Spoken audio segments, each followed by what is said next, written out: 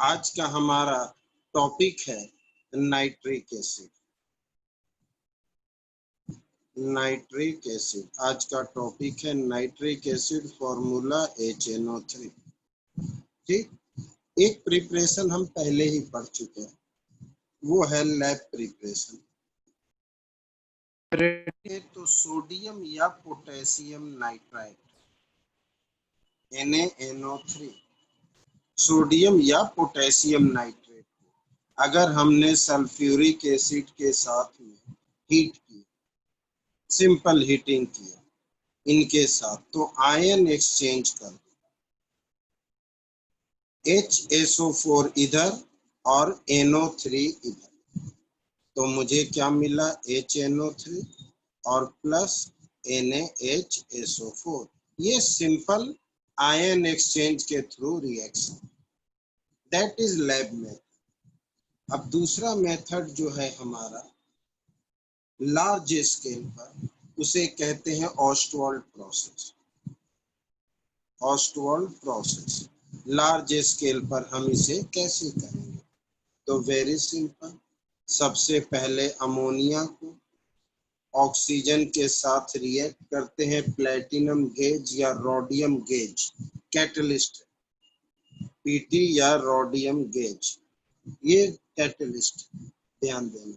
Condition apply 500 kelvin और 9 बार pressure, तो मुझे NO का फॉर्मेशन, NO और प्लस वाटर बैलेंस नहीं कर रहा।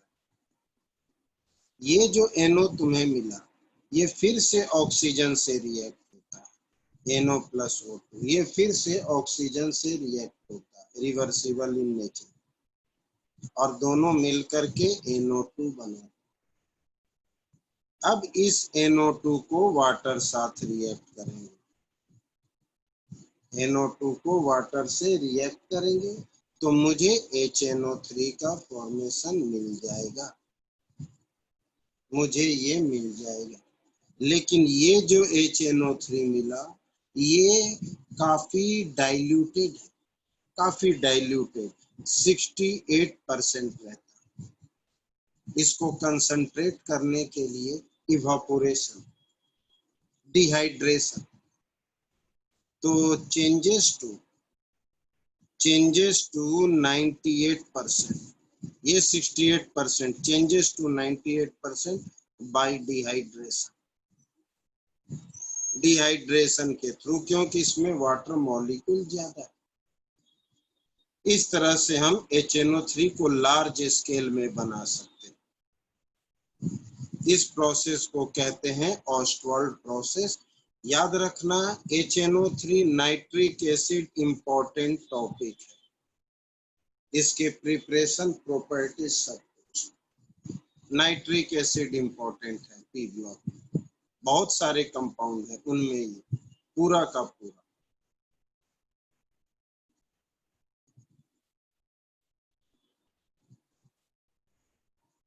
और कोई दिक्कत?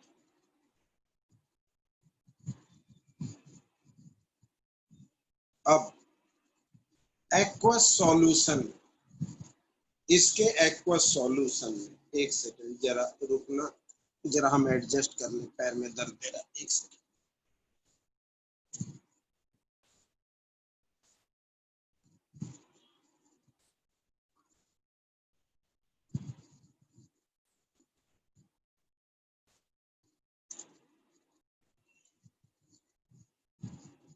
एक सेकंड रुकना।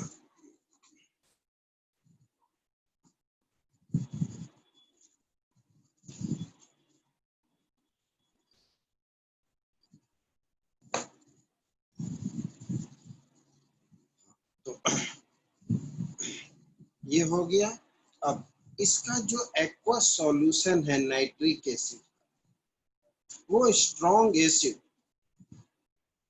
बट कंसंट्रेटेड जो है, मेटल में गोल्ड और प्लैटिनम को छोड़कर सबके साथ रिएक्ट हो जाता है। तो एक्वस सॉल्यूशन यानी डाइल्यूट और कंसंट्रेटेड दोनों ही स्ट्रॉन्ग एसिड की तरह बिहेव करता है। तो सिंपल वे में इट बिहेव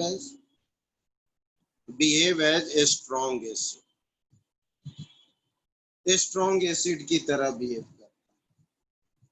तो and react with every metal, react with most of the element, most of the element यानी mostly metal, metal non metal सबके साथ, एलिमेंट हमने इसलिए most of the element except gold platinum, क्योंकि ये highly unreactive. Gold और platinum को छोड़कर सबके साथ, चाहे डाइल्यूट हो चाहे कंसंट्रेट। अब जैसे कि अगर तुमने लिस्ट रिएक्टिव को ही ले लो, जैसे कॉपर है, जिंक है, इनके साथ भी HNO3 रिएक्ट होता है, HNO3 रिएक्ट होता है। डाइल्यूट है तो अलग केस बनेगा, और अगर कंसंट्रेटेड है तो अलग केस बनेगा। अगर डाइल्यूट है तो ये तुम्हें CuNO3 का होल ट्वाइस और प्लस NO देगा, NO और प्लस वाटर। लेकिन अगर कंसंट्रेटेड है तो ये भी ZnNO3 का होल ट्वाइस और प्लस NO2 देगा और प्लस वाटर। डाइल्यूट में NO और कंसंट्रेटेड में NO2 देगा। ये मेटल के साथ साथ नॉन मेटल से भी रिएक्ट होता है और वहां नॉन मेटल को ऑक्सीडाइज करता है। तो ये लिख सकते हैं, it can oxidise, it can oxidise non metal. इसलिए शुरू में ही बोल दिए most of the element, metal non metal सबके साथ, लेकिन गोल्ड और प्लेटिनम को छोड़। तो it can oxidise non metal. तो ये बात याद रखना कि जब भी रिएक्शन होता है मेटल या नॉन मेटल, उन्हें ये ऑक्सीडाइज करता है। इस वजह से HNO3 एक ऑक्सीडाइजिंग एजेंट, इस वजह से HNO3 एक ऑक्सीडाइज। बैलेंसिंग हम नहीं कर रहे हैं, वो तो हम आपको जब नोट सेंड करते हैं उसमें बैलेंस्ड रहता है, अभी तो सिर्फ हम लिख रहे हैं। It can oxidise non metal, तो ये मेटल या नॉन मेटल सबको ऑक्सीडाइज ही करता है, इसलिए HNO3 is a strong oxidising agent. चाहे तुम सल्फर ले लो, चाहे तुम कार्बन ले लो, चाहे आयोडीन ले लो, चाहे फास्फोरस ले लो, इनके रिएक्शन थोड़ा कॉम्प्लेक्स है, क्योंकि स्टेचियोमेट्रिक इसमें बहुत ज्यादा होते हैं। जैसे अगर एसिड के साथ अगर हम HNO3 का रिएक्शन करेंगे तो यहाँ प्रॉपर वे में अगर तुम्हें लर्न करना होगा, लर्न इनऑर्गेनिक में लर्न नहीं करना होता, तो ये 48 HNO3। अब आप अपनी मर्जी से बैलेंसिंग करने जाएंगे तो नहीं कर पाएंगे, इसलिए तुम्हें बैलेंस्ड फॉर्म में ही याद रखना पड़ेगा, इसलिए तुम्हें बैलेंस्ड फॉर्म में ही याद रखना पड़ेगा। किसी ने कहा समझ नहीं आ रहा, +16H2O, और अगर कार्बन के साथ लेंगे तो कार्बन अगर HNO3 से रिएक्ट होगा तो इसे ऑक्सीडाइज किया CO2 और +H2O + NO।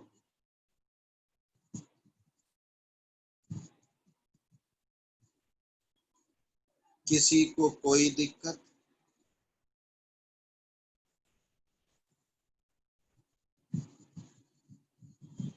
हमारी बात को ध्यान से सुनना, हमारी बात को ध्यान से सुनना, ध्यान से सब लोग, खासकर कुछ लोग। आप इनऑर्गेनिक में, पहली बात हमें बोलने दीजिए, आप लोग सुनिए, आप इनऑर्गेनिक में हो, इनऑर्गेनिक रिएक्शन लर्न करना होता है, फिर भी उनके पीछे एक छोटा कंसेप्ट कि अगर HNO3 कार्बन से रिएक्ट किया तो क्या देगा, तो ये देगा। ये तुम्हें लर्न करना है। इसमें हुआ का तो ध्यान देना, कार्बन का ऑक्सीडेशन हुआ, कार्बन में ऑक्सीजन जुड़ गया, ऑक्सीडाइज हो गया, ठीक है। यूं बोलो कि कार्बन का ऑक्सीडेशन नंबर बढ़ गया। यहाँ भी सल्फर का ऑक्सीडेशन नंबर बढ़ गया, तो सल्फर का भी ऑक्सीडेशन हुआ। यहाँ भी जिंक का ऑक्सीडेशन नंबर, कॉपर का ऑक्सीडेशन नंबर बढ़ गया, मतलब इनका ऑक्सीडेशन हुआ। और ऑक्सीडाइज करने वाला HNO3 है। तो HNO3 कॉपर या जिंक या सल्फर या कार्बन से रिएक्ट होकर क्या देगा, ये तुम्हें लर्न करना है, ये तुम्हें लर्न करना है। यहाँ सब में ऑक्सीडेशन हो रहा है, बिल्कुल दोनों का ऑक्सीडेशन हो रहा है। इन्हें भी मेटल नॉन मेटल दोनों को ऑक्सीडाइज करता है। HNO3 is a strong oxidising agent. ये मेटल नॉन मेटल दोनों को ऑक्सीडाइज करता है। NO2 और H2O कॉमन है। यही तो एक खास बात है कि नॉन मेटल के केस में तुम आयोडीन लो, P4 लो, चाहे जो भी लो, हर केस में H2O और NO2 कॉमन रहता है। बाकी जिसको ये ऑक्सीडाइज करता है उनके चेंज को याद रख। तो लर्निंग में कुछ आपको बस दिमाग में रखना है कि इनऑर्गेनिक जो है, अब मेटल के केस में ये NO और ये NO2, NO डाइल्यूट में और NO2 कंसंट्रेटेड में। ध्यान देना, नाइट्रिक एसिड, फिर से बोल रहे हैं, 1 मिनट लगेगा, 1 minute. Nitric acid laboratory preparation, sodium nitrate और सल्फ्यूरिक एसिड के रिएक्शन से NO3 इधर जाएगा और HSO4 इधर आ जाएगा। इस तरह से HNO3 का प्रिपरेशन हो गया। Simple process. ऑस्टवाल्ड प्रोसेस से लार्ज स्केल अमोनिया को ऑक्सीजन के साथ कैटलिस्ट के प्रेजेंस में हीट करेंगे 500 केल्विन, तो मुझे NO मिलेगा। ये NO फिर से ऑक्सीजन से रिएक्ट होगा तो NO2 मिलेगा। अब NO2 को हाइड्रेशन करेंगे तो HNO3 प्लस NO निकलेगा, HNO3 प्लस NO। लेकिन इसके साथ वाटर मिक्स है, तो मिक्सर के रूप में, मिक्सर को दिखाते नहीं है ना, कंपाउंड को दिखाते हैं। ये काफी डाइल्यूटेड है, डाइल्यूटेड का मतलब इसमें वाटर घुला हुआ। अब जब इसका डिहाइड्रेशन कर देंगे तो 98% मुझे HNO3 मिल जाएगा। अब HNO3 जो है हमारा strong oxidising agent, strong oxidising agent है। मेटल और नॉन मेटल दोनों को ऑक्सीडाइज करेगा, और ऑक्सीडाइज करेगा तो बनेगा क्या, वो तुम्हें याद रखना, क्योंकि इनऑर्गेनिक रिएक्शन लर्न नहीं करने कि इनसे रिएक्ट होकर ये दिया, इनसे रिएक्ट होकर ये दिया, साथ में ये तो कॉमन है, हर केस में ये कॉमन है। कोई दिक्कत, कोई दिक्कत। NO3 को नाइट्रेट कहा जाता है। ये नाइट्रिक एसिड आपने पढ़ा, एक्चुअली में NO3 को नाइट्रेट कहते हैं, जैसे सोडियम नाइट्रेट, पोटेशियम नाइट्रेट। अब किसी भी कंपाउंड में नाइट्रेट प्रेजेंट है, उसका टेस्ट कैसे करें? किसी भी कंपाउंड में नाइट्रेट प्रेजेंट है, टेस्ट कैसे करें? नाम है brown ring test. Brown ring test very simple, पहले समझ लें तभी। तुमने एक कंपाउंड दिया गया और कहा गया कि ये कंपाउंड कितने हैं कॉम्प्लेक्स रिएक्शन, ये तो सिंपल रिएक्शन है, इसे कॉम्प्लेक्स क्यों कह रहे? ये तो सिंपल रिएक्शन है। टोटल P ब्लॉक में मानकर चलो 160 रिएक्शन है केवल P ब्लॉक में। इनमें से कम आपको 40 तो याद रखने होंगे, वो हम आपको बता देंगे। Cu के साथ आपने NO, डाइल्यूट है, ये कंसंट्रेटेड है, डाइल्यूट है, ये कंसंट्रेटेड है, इसलिए फर्क हो गया।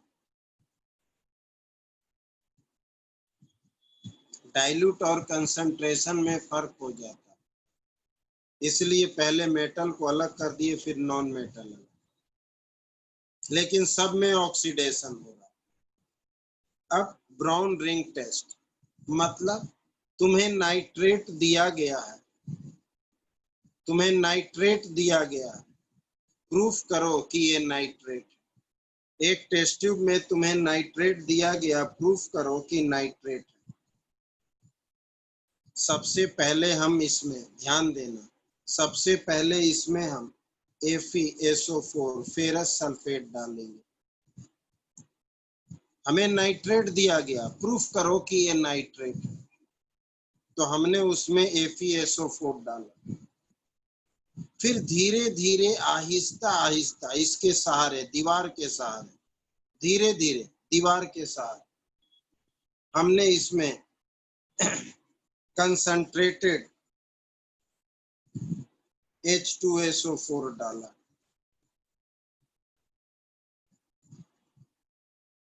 रुक जाना,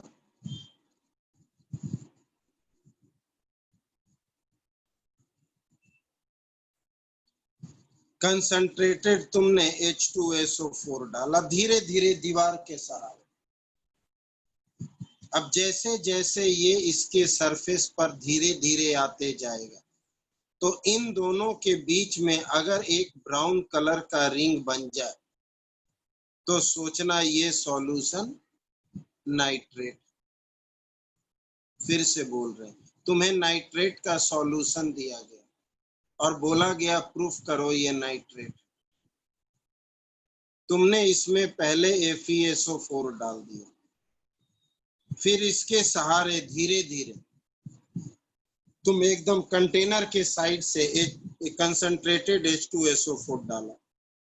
जैसे ही कंसंट्रेटेड H2SO4 इसमें भरता गया, तो इन दोनों के बीच एक ब्राउन कलर का रिंग बन जाएगा। अगर ऐसा हुआ, इट मीन्स ये सॉल्यूशन नाइट्रेट है, इसलिए इसे ब्राउन रिंग टेस्ट कहते हैं। लेकिन आयोनिक फॉर्म में रिएक्शन लिखा जाता है, नाइट्रेट कुछ भी हो सकता था, सोडियम नाइट्रेट, पोटेशियम नाइट्रेट, तो तुम नाइट्रेट को ऐसे लिखोगे क्योंकि कोई भी नाइट्रेट हो सकता। तुमने FeSO4 डाला तो Fe2+, फिर एसिडिक मीडियम डाला तो H+। आयोनिक फॉर्म, इसका आयोनिक फॉर्म ये, इसका आयोनिक फॉर्म ये, और इसका आयोनिक फॉर्म ये तीनों मिल करके NO देता, और प्लस Fe3 पॉजिटिव और प्लस वाटर। अब ये जो NO मिला, ये जो NO मिला, ये इनसे फिर रिएक्ट हो जाता, ये कॉम्प्लेक्स फॉर्म में आ जाता है इनकी वजह से। तो ये हमारा ये FeS2O का होल 6 2+ और ये प्लस NO, ये NO फिर से रिएक्ट होता है और तब जाकर एक कॉम्प्लेक्स बनता है FeS2O का होल 5 NO2+ और प्लस H2O। ये हमारा ब्राउन रिंग, ये हमारा ब्राउन रिंग है। आयोनिक फॉर्म में रिएक्शन लिखने होते, ध्यान दीजिएगा। इधर ध्यान दीजिए। पहले इस कंटेनर, हमने कहा एक कंटेनर में नाइट्रेट दिया गया, कोई भी nitrate, sodium nitrate, potassium nitrate, कुछ भी, तुमसे कहा गया प्रूफ करो ये नाइट्रेट है। तुमने इसमें FeSO4 डाला, उसके बाद कंसंट्रेटेड H2SO4 डाला। ये डालते ही अगर सॉल्यूशन के ऊपर में ब्राउन कलर का रिंग बन जाए, तो कंफर्म हो गया कि ये सॉल्यूशन नाइट्रेट है। अब इन तीनों का आपस में रिएक्शन, नाइट्रेट ये रहा, FeSO4 में Fe2+ ये रहा, H2SO4 में H+ ये रहा, तीनों मिलकर ये फिर से इनसे रिएक्ट हो गया, तो ये ब्राउन। यानी कि इस पूरे प्रोसेस में रिएक्शन क्या होगा वो भी आयोनिक फॉर्म में तुम्हें बताने होते हैं।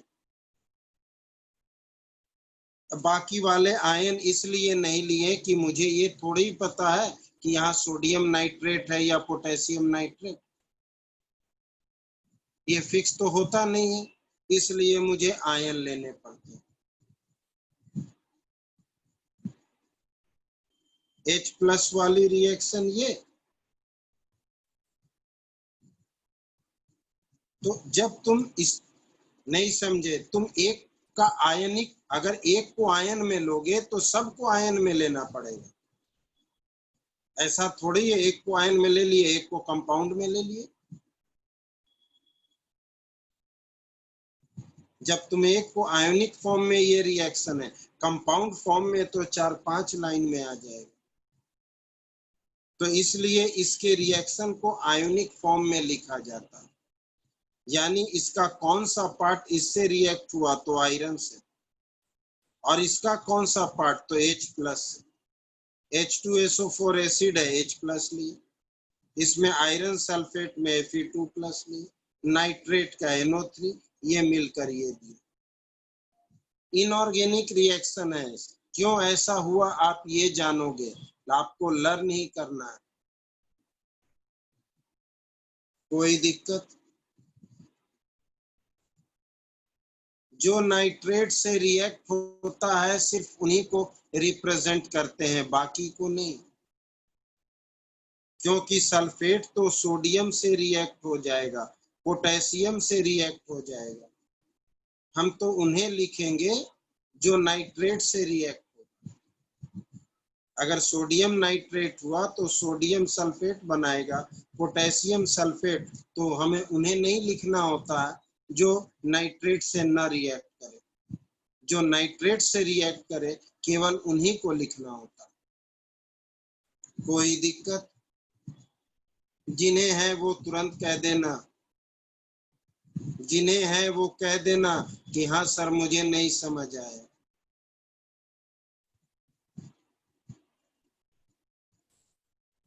देखो, कभी कभी हमारे अकॉर्डिंग आपको चलना होगा, आपके अकॉर्डिंग नहीं। हमने कहा नाइट्रेट का सॉल्यूशन है, तो नाइट्रेट का रिएक्शन आयरन से हो रहा है, क्योंकि अगर सोडियम है तो सल्फेट, पोटेशियम सल्फेट, तो मुझे नाइट्रेट के बारे में बताना है, तो हम नाइट्रेट के बारे में बताएंगे ना। ठीक, जब आप पेंसिल खरीदने जाते हो तो पेंसिल का निब का डार्कनेस देखते हो, या उसके सराउंडिंग जो लकड़ी लगा होता है उस लकड़ी का डार्कनेस देखते हो, जिससे तुम्हें वर्क है वो देखते हो। दैट इज द केस, कि वो कितना डार्क है या लाइट है।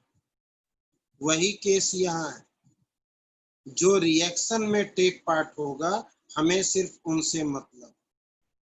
नेक्स्ट है allotropes of phosphorus. Allotropes of phosphorus, allotropic form किसे कहते हैं? कोई भी एलिमेंट कितने फॉर्म में एग्जिस्ट करता है, कोई भी एलिमेंट कितने फॉर्म में एग्जिस्ट करता है, तो ये बहुत फॉर्म में एग्जिस्ट करता है।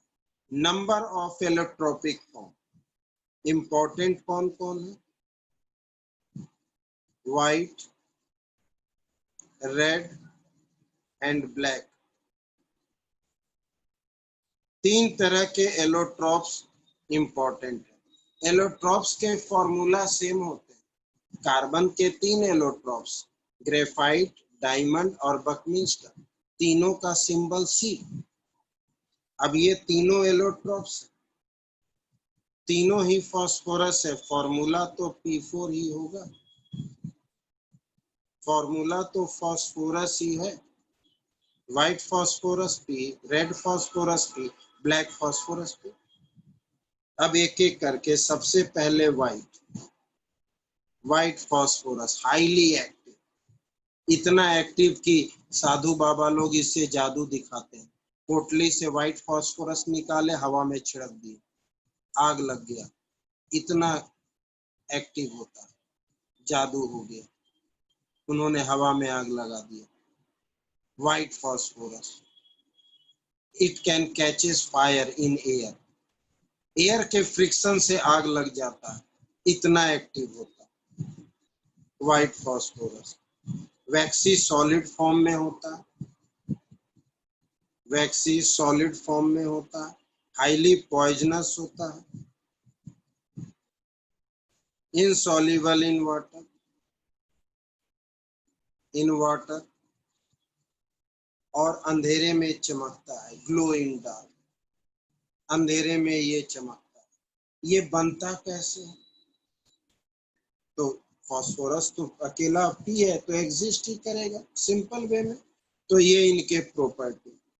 अब इनका एक इम्पॉर्टेंट रिएक्शन है कि ये इनसॉल्युबल इन वाटर है, लेकिन बॉइलिंग NaOH के साथ, यानी NaOH के साथ ही ये रिएक्ट करके फॉस्फाइन देता है। इम्पॉर्टेंट है ये व्हाइट फॉस्फोरस।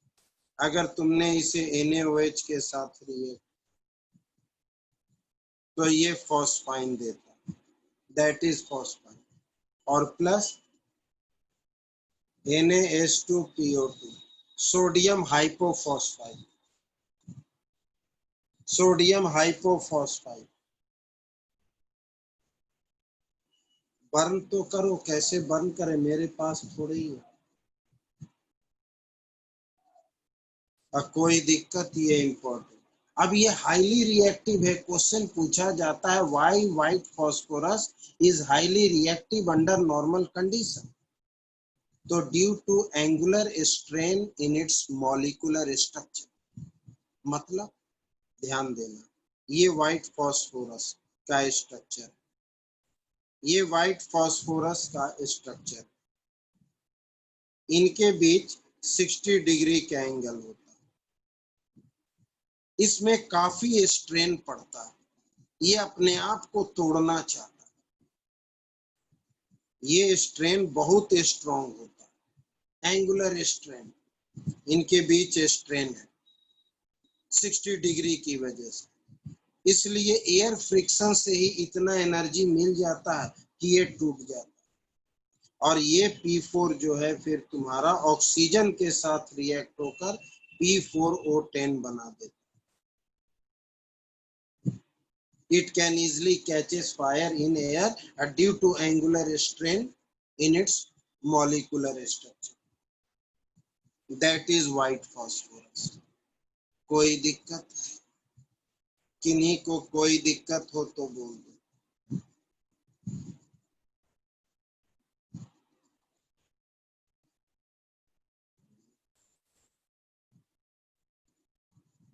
क्या बोले? A1 रिएक्ट करेंगे, कोई दिक्कत, जिन्हें हो तुरंत कहना। अब इसी व्हाइट फास्फोरस से रेड और ब्लैक बनता है। ये P4, एक P, दूसरा P, तीसरा P, चौथा P, ये एक मॉलिक्यूल है P4। ये आपस में ऐसे जुड़े रहते हैं। हर फास्फोरस 3-3 बॉन्ड है, हर पर एक एक लोन पेयर है। ये इतना इसके ऊपर स्ट्रेन है कि एयर फ्रिक्शन से इतना एनर्जी मिल जाता है कि टूट जाता है। अब बाकी के फास्फोरस इन्हीं से बनते हैं, बाकी के फास्फोरस इन्हीं से बनते हैं, जैसे कि ध्यान देना रेड फास्फोरस। कैसे? By heating white phosphorus at high temperature लेकिन inert condition. By heating white phosphorus at 573 Kelvin in inert atmosphere. Simple way में ये भी हमारा नॉन पॉइजनस है, इनसॉल्युबल इन वाटर है, ग्लो इन डार्क, लेकिन less reactive than white phosphorus. ये भी हम ये नॉन पॉइजनस है, लेस रिएक्टिव है उसके कंपैरिजन में, इसलिए इसे मैचेस बॉक्स में भी यूज किया जाता है, घर्षण से ये जल जाता है। ब्लैक फास्फोरस भी उसी में यूज होता है। मैच स्टिक में लगा होता है, उसे ऐसे ऐसे घिसने से जल उठता है। लेकिन व्हाइट फास्फोरस तो घिसने की जरूरत नहीं है, एयर फ्रिक्शन से ही जल जाएगा। वो तो कम से कम थोड़ा सा घिसने से जलता है, आखिर उसमें फ्रिक्शन ही देते हैं। मैच स्टिक में क्या करते हैं, जरा सा फ्रिक्शन देते हैं, वो जल उठता है। क्यों? फास्फोरस होता है। तो ये बनता कैसे है? तो बाय हीटिंग व्हाइट फास्फोरस। ये हमारा व्हाइट फास्फोरस है, ध्यान देना।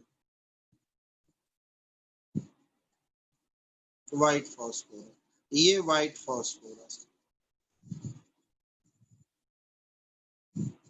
जब हीट करते हैं तो बीच का बॉन्ड खुल जाता है, इधर और इधर।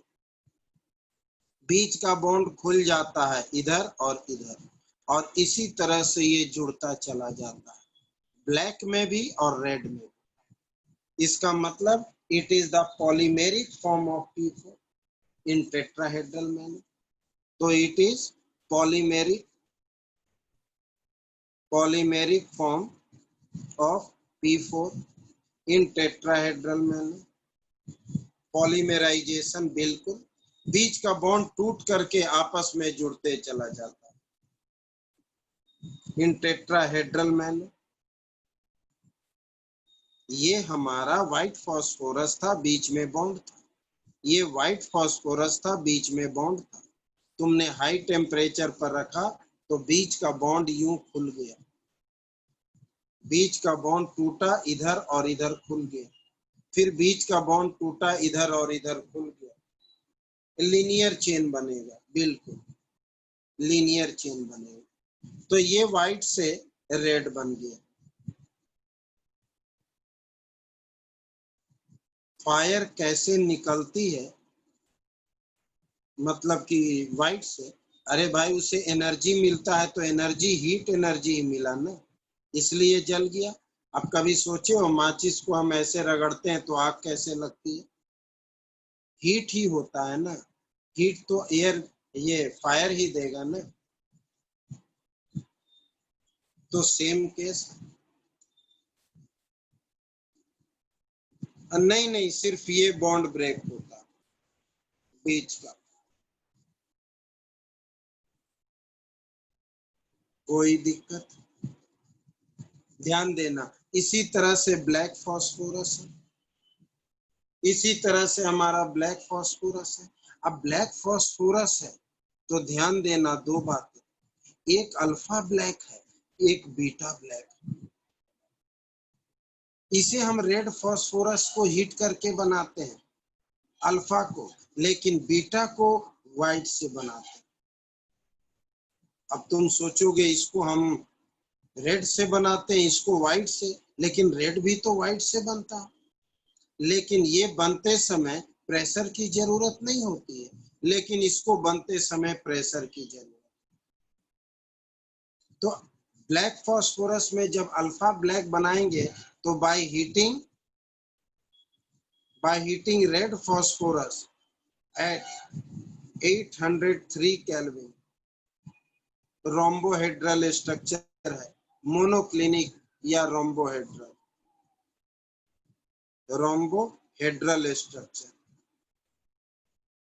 बीटा जो है heating white phosphorus, heating white phosphorus at 473 Kelvin under pressure, under pressure, under pressure. ध्यान देना फिर से, व्हाइट फास्फोरस ये है तुम्हारा, व्हाइट फास्फोरस ये है P4, टेट्राहेड्रल फॉर्म में है। व्हाइट फास्फोरस हमारा ये है, ध्यान देना, एक सेकेंड, एक एक करके। जब इसे हीट करते हैं तो रेड और ब्लैक दोनों बनता है। रेड और ब्लैक में प्रॉपर्टीज में फर्क है, स्ट्रक्चर सेम है। कैसे होता है ये स्ट्रक्चर का मतलब, जैसा दिख रहा ऐसा ही होता है, जैसा आपको दिख रहा है ऐसा ही स्ट्रक्चर होता है टेट्राहेड्रल फॉर्म में। जब तुम इसे हीट करते हो तो ये बीच का बॉन्ड खुल जाता है, बीच का बॉन्ड खुल जाता है ऐसे, आधा बॉन्ड इधर आधा इधर, फिर ये बॉन्ड फिर खुल जाता है, आधा इधर आधा इधर, इसी तरह से ये पॉलीमेरिक फॉर्म में जुड़ता चला जाता है। तो इसी स्ट्रक्चर को हम रेड फास्फोरस भी कहते हैं, ब्लैक फास्फोरस भी कहते हैं। लेकिन ब्लैक के दो फॉर्म है, अल्फा बीटा। ब्लैक जब रेड को फिर से हीट करते हैं तो वो ब्लैक बन जाता है, लेकिन व्हाइट को जब हीट करते हैं प्रेशर लगाकर तो बिना रेड बने ब्लैक बन जाता है। आप व्हाइट को हीट करते हो तो ब्लैक रेड बनता है, लेकिन अगर व्हाइट को हीट करेंगे प्रेशर लगाकर, फिर से सुनो, व्हाइट को जब हीट करोगे तो रेड बनेगा। मेरे पास व्हाइट फास्फोरस है, इससे रेड भी बनता है और इससे बीटा ब्लैक भी बनता है, और रेड से हमारा अल्फा ब्लैक बनता है।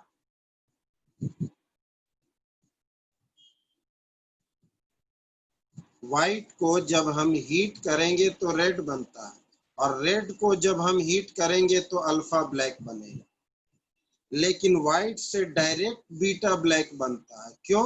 हीटिंग के साथ प्रेशर लगा देने से, यही फर्क है।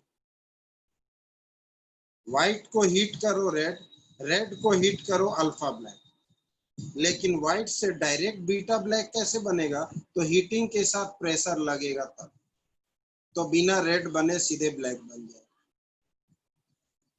कोई दिक्कत? जिन्हें दिक्कत है तुरंत कहना। प्रेशर का ही तो इफेक्ट है कि बिना रेड बने उसको ब्लैक में कन्वर्ट कर दिया। प्रेशर की वजह से बिना रेड बने उसे ब्लैक में कन्वर्ट कर दिया। प्रेशर नहीं डालते तो वो सीधे पहले रेड बनता। ठीक है। अब फॉस्फाइन, फॉस्फाइन जिसे PH3 कहते हैं। तो अभी अभी तो हमने P4 का रिएक्शन देखा कि P4 के रिएक्शन से फॉस्फाइन बनता। अभी अभी रिएक्शन पढ़ा ना, P4 प्लस NaOH और प्लस H2O, ये देता है आपको PH3 फॉस्फाइन। ब्लैक भी रेड नहीं होता है, उसका और अनरिएक्टिव पार्ट होता है। व्हाइट को हीट किए तो अनरिएक्टिव हुआ, इसको हीट किए तो और हाईली अनरिएक्टिव हुआ। इसका ये मतलब है तो तीनों फास्फोरस ही, ये भी P4, ये भी P4, ये भी P4, ये अनरिएक्टिव है सारे। अब phosphine PH3,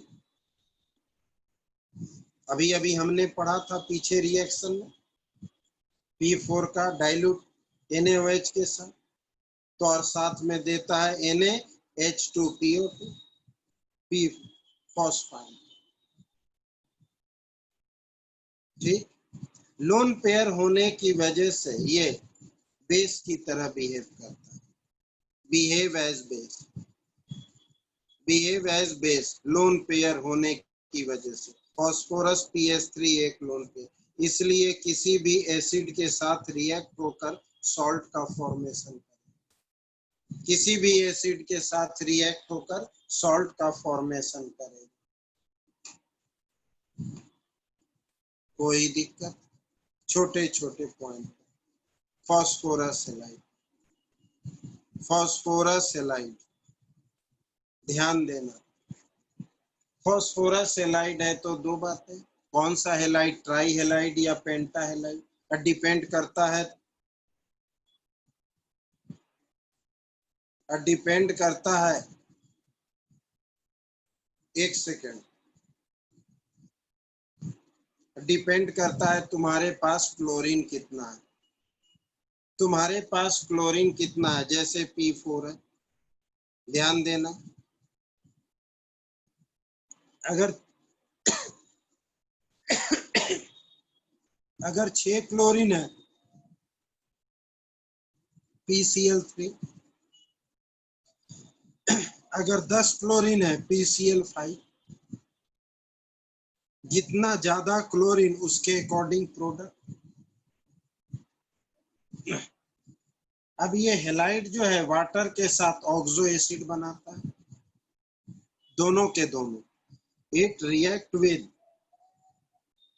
react with water to give oxo acid. इसको वाटर से रिएक्ट करेंगे तो H3PO3 देगा, इसको वाटर के साथ रिएक्ट करेंगे तो H3PO4 देगा। दोनों ही वाटर से रिएक्ट करके ऑक्सो एसिड का फॉर्मेशन करता है। कोई दिक्कत? इन दोनों का structure.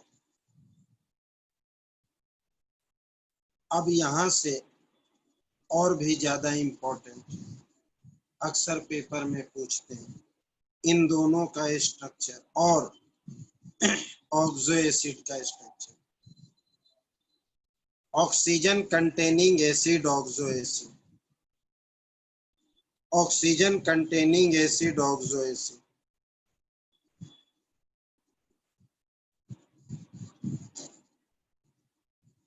Oxygen containing acid oxo acid, HNO3 oxo acid, HCl not oxo acid.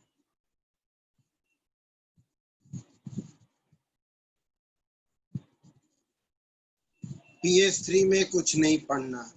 PH3 बनता कैसे है इस रिएक्शन से? ये एक बेस है क्योंकि इस पे लोन पेयर ऑफ इलेक्ट्रॉन है जो डोनेट करेगा। अगर बेस है तो एसिड के साथ सॉल्ट बनाएगा, बस एसिड के साथ सॉल्ट बनाएगा। कोई दिक्कत?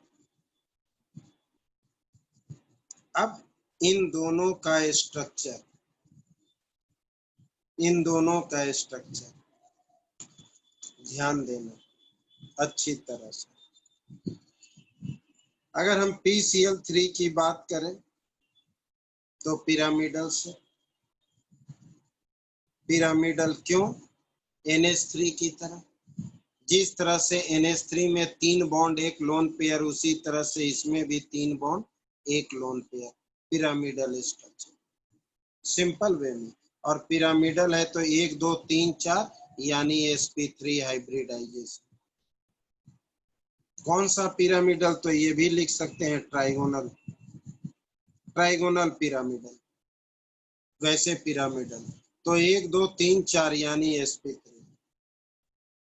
एंगल वही होगा जो NH3 में, एंगल वही होगा जो NH3 107 डिग्री, सब कुछ वही है। टेबल अगर याद होता 11th का। अभी हम आ रहे हैं PCl5 में आ रहे हैं, रुक जाए, मुझे आना है, आपको नहीं। अब अगर हम PCl5 की बात करें तो 2 तरह का, एक सॉलिड में याद रखना और एक वेपर में। सॉलिड का मतलब सारे मॉलिक्यूल क्लोज है और वेपर का मतलब मॉलिक्यूल अलग अलग। अकेला PCl5 एग्जिस्ट करेगा, इसमें अकेला PCl5 एग्जिस्ट नहीं करेगा। सारे PCl5 क्लोजली पैक होने की वजह से, इसकी वजह से exist as ionic form, exist as ionic form. Ionic form में एग्जिस्ट करता है कैसे? तो PCl4 प्लस और PCl6 नेगेटिव। एक क्लोरीन इसने इसे दे दिया, ये प्लस ये minus. In which cation is tetrahedral, cation is tetrahedral and anion is octahedral, anion is octahedral। आपको पता होना चाहिए सॉलिड का मतलब क्लोजली पैक, अकेला PCl5 नहीं होगा। वेपर में PCl5 अकेला हो, इसलिए सॉलिड में एग्जिस्ट एज आयोनिक फॉर्म ऐसे। Cation is tetrahedral, अनायन is octahedral, याद रखना। अब इसमें तो अकेला है, अकेला है तो कैसा होगा?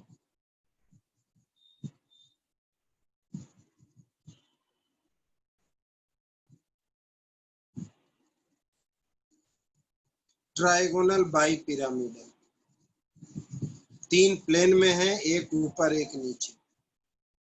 इन्हें अगर ऐसे ज्वाइन करो तो एक ट्रायंगल, एक दूसरा ट्रायंगल, एक ऊपर ट्रायंगल, एक नीचे ट्रायंगल। ट्राइगोनल बाई पिरामिडल इसका structure. Trigonal bi pyramidal, pyramidal structure. इस बॉन्ड को प्लेन में जो है, प्लेन वाला केस, इस बॉन्ड को इक्वेटोरियल कहते हैं। ये ऊपर नीचे को एक्सियल कहते हैं। ये तीनों मिलकर इसे रिपेल करता है और ये तीनों मिलकर इसे भी रिपेल करता है। रिजल्ट ये थोड़ा सा लॉन्गर हो जाता है। इसका मतलब है कि axial is longer than equatorial. Question पूछा जाता है क्या पांचों बॉन्ड बराबर है? नहीं। Axial bond is longer than equatorial bond because axial bond suffer more repulsion than equatorial. इस वजह से ये दोनों बॉन्ड आसानी से टूट जाते हैं। बिल्कुल, इसलिए कहा जाता है कि PCl5 is reactive in nature. Reactive in nature क्योंकि लॉन्गर होने की वजह से आसानी से टूट जाती है। तो ये वेपर के साथ अगर लिक्विड फॉर्म में भी पूछे तो यही, वेपर के साथ अगर लिक्विड फॉर्म में भी पूछे तो यही। अब जरा कुछ लोगों के लिए फिर से सुने दोनों बात एक बार फिर से। हम PCl5 में, ध्यान देना। चलो शुरू से, हम PCl3 में। एक फास्फोरस पे 3 क्लोरीन। फास्फोरस में 5 इलेक्ट्रॉन है, 3 के साथ बॉन्ड बना है तो एक लोन पेयर है। फास्फोरस में 5 इलेक्ट्रॉन, 3 के साथ बॉन्ड बना है तो एक लोन पेयर है। फास्फोरस 3 बॉन्ड एक लोन पेयर। तुम्हें पता होना चाहिए, ये लर्निंग है कि 3 बॉन्ड और एक लोन पेयर का structure trigonal pyramidal according to VSEPR theory 11th class. और 3 बॉन्ड एक लोन पेयर यानी टोटल 4 को sp3 कहते हैं। Bond angle 107 degree. Chemical bonding 11th class तुम्हें टेबल याद करना था, वो था रह गया। अब आते हैं PCl5। PCl5 में दो बातें, सॉलिड या वेपर। सॉलिड का मतलब क्लोजली पैक्ड, वेपर का मतलब लूजली। वेपर और लिक्विड में अकेला PCl5 होता है, अकेला।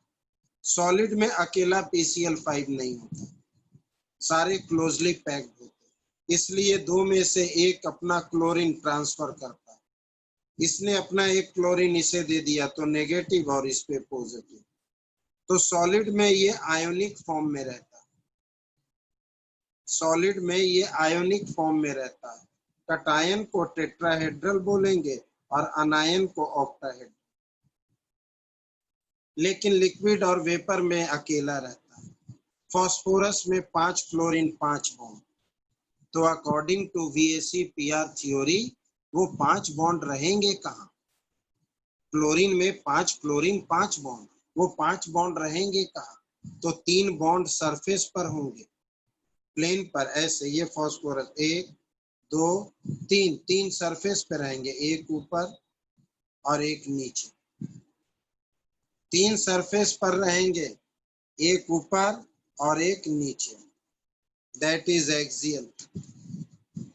ऐसा स्ट्रक्चर होता है वो हर कंपाउंड का, सिर्फ इसी का नहीं, हर कंपाउंड का जिसमें कोई लोन पेयर ना हो, सिर्फ 5 बॉन्ड हो, तो उनका स्ट्रक्चर ऐसा ही होता है। इस स्ट्रक्चर को ट्राइगोनल बाई पिरामिडल कहते हैं। Trigonal bi pyramidal.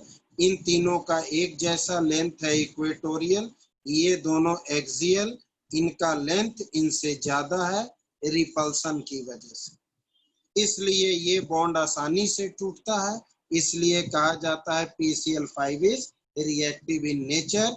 अगर हमने PCl5 को जरा सा हीट किया तो ये दोनों के दोनों बॉन्ड अलग हो जाते हैं।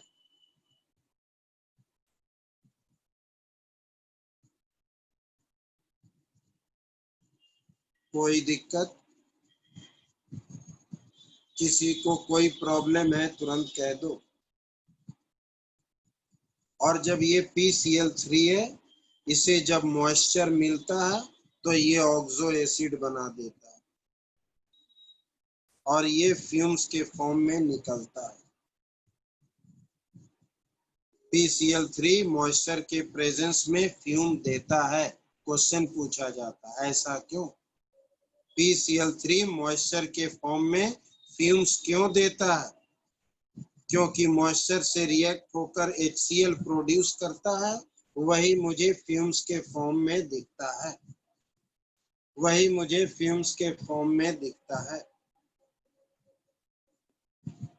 कोई दिक्कत? कहीं कोई दिक्कत? बहुत ध्यान से सुनेंगे समझेंगे तभी आगे बढ़ पाएंगे।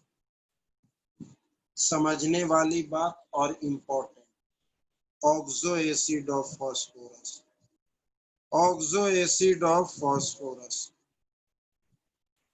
फास्फोरस का ऑक्सो एसिड। ऑक्सो एसिड का मतलब ऑक्सीजन कंटेनिंग एसिड। बहुत तरह के होते हैं, कुछ एक को देखते हैं। H3PO2,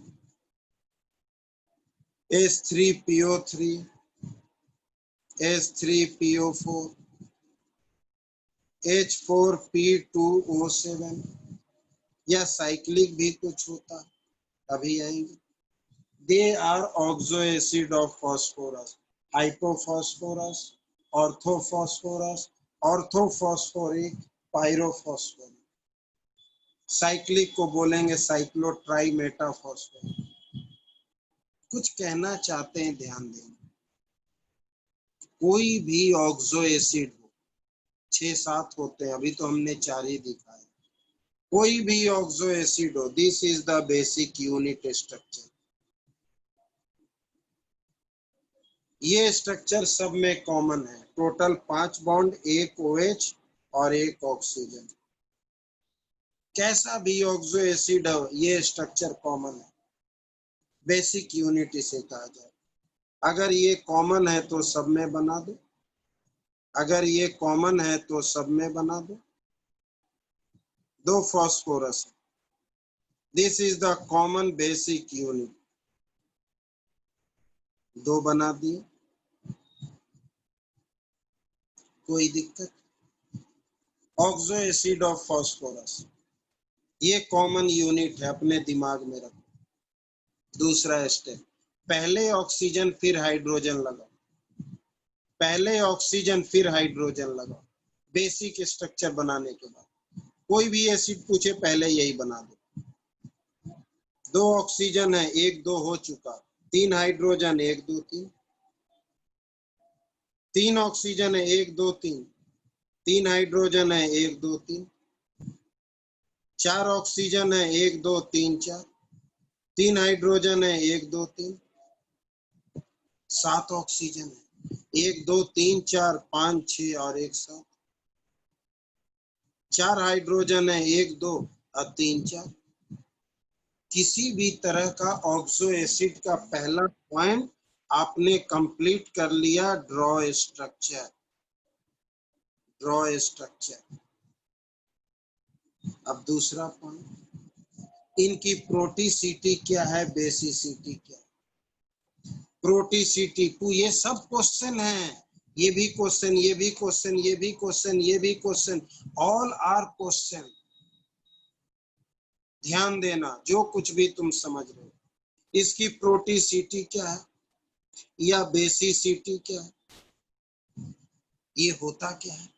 removal of H plus from OH group, removal of H plus from OH group. OH group से H का हटना, तो जितना OH ग्रुप होगा उतना ही प्रोटीसिटी। इसमें एक OH है तो प्रोटीसिटी 1, बेसिसिटी 1। इसमें 2 OH है, डाइप्रोटिक डाइबेसिक। 3 OH है, ट्राइप्रोटिक ट्राइबेसिक। प्रोटीसिटी का मतलब ही लिखे हैं, कितना H+ रिमूव करेगा। प्रोटीसिटी या बेसिसिटी का मतलब ही हमने लिखा, removal of H+ from OH group. एक रिमूव करेगा, monoprotic monobasic, diprotic dibasic, triprotic tribasic, tetraprotic टेट्राबेसिक।